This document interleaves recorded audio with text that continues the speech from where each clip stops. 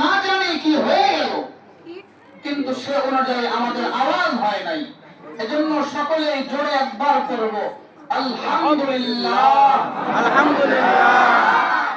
আলহামদুলিল্লাহ হলো কালিমাতুশ শুকর। এই শব্দের মাধ্যমে শুকরিয়া আদায় করা হয়, কৃতজ্ঞতা জ্ঞাপন করা হয়।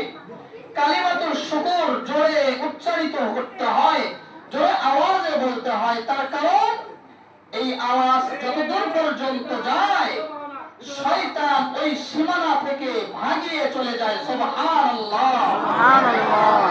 আর এই কালিমাতুশ শুকর যত দূর পর্যন্ত আওয়াজ যাবে, আমি আর আপনি আলহামদুলিল্লাহ বললাম, যত দূর পর্যন্ত আওয়াজ যাবে এই পুরো জায়গাকে আল্লাহ পাক রহমত দ্বারা ভরপুর করে দেয়। সকলেই বলেন সুবহানাল্লাহ।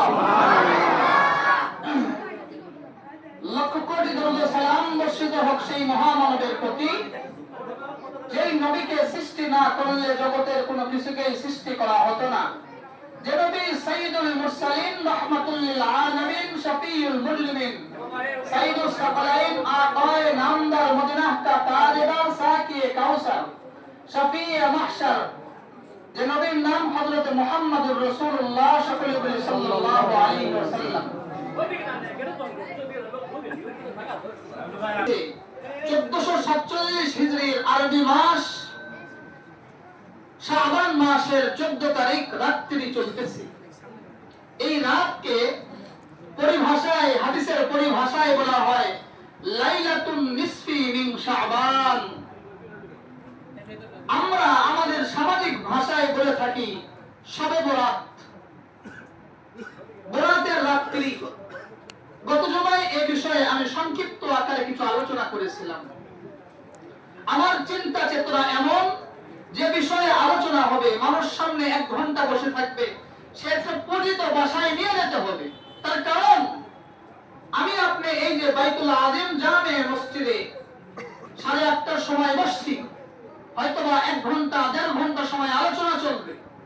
বাসায় ফেরার পরে যদি আপনার স্ত্রী, আপনার ঊর্ধ্বতন কর্মকর্তা, পিতামাতা জিজ্ঞাসা করেন যে এতক্ষণ সময় তুমি কই ছিলে, আমি আপনাকে উত্তর দেব যে মসজিদে ছিলাম। যদি আবার পাল্টা প্রশ্ন আসে যে মসজিদে কি করলে, আপনি বলবেন হুজুর ওয়াজ করেছেন, আমি শুনে আসলাম। যদি জিজ্ঞাসা করেন কি বিষয়ে ওয়াজ করেছেন, কি বলেছেন, আমি কি বলবো? এজন্য আপনারা মনোযোগী হন। আর আমার অভ্যাস, আদত, কৃষ্টি, কালচার হলো যে বিষয়ে আলোচনা হবে ওই বিষয়ের খুঁটিনাটি সহ যত দূর পর্যন্ত আগানো যায় আলোচনা হবে ইনশাআল্লাহ। তো লাইলাতুন নিসফি মিন শাবান মানে হলো শাবান মাসের মধ্য রজনী। শাবান মাসের মধ্য রজনী আজ। এই রাতের অনেক ফজিলত। এই ফ্যানটা বন্ধ করে দেন। এই রাত সম্পর্কে আল্লাহ রাব্বে কারীম ওনার নবীর মাধ্যমে ঘোষণা করিয়ে দিয়েছেন। আল্লাহর নবী সাল্লাল্লাহু আলাইহি ওয়া আলিহি ওয়াসাল্লাম বলেন, ইযা কানাত লাইলাতুন নিসফি মিন শাবান ফাকুমু লাইলাহা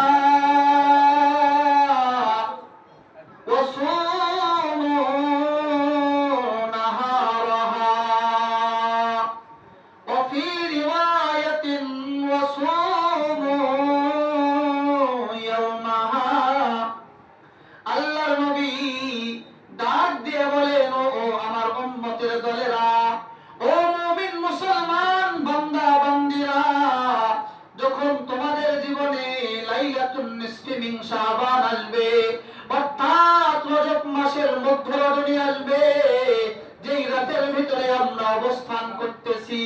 আল্লাহর নবী দুটো কর্মসূচি আমাদেরকে দিয়েছেন। 1 নম্বর কর্মসূচি আল্লাহর নবী বলেন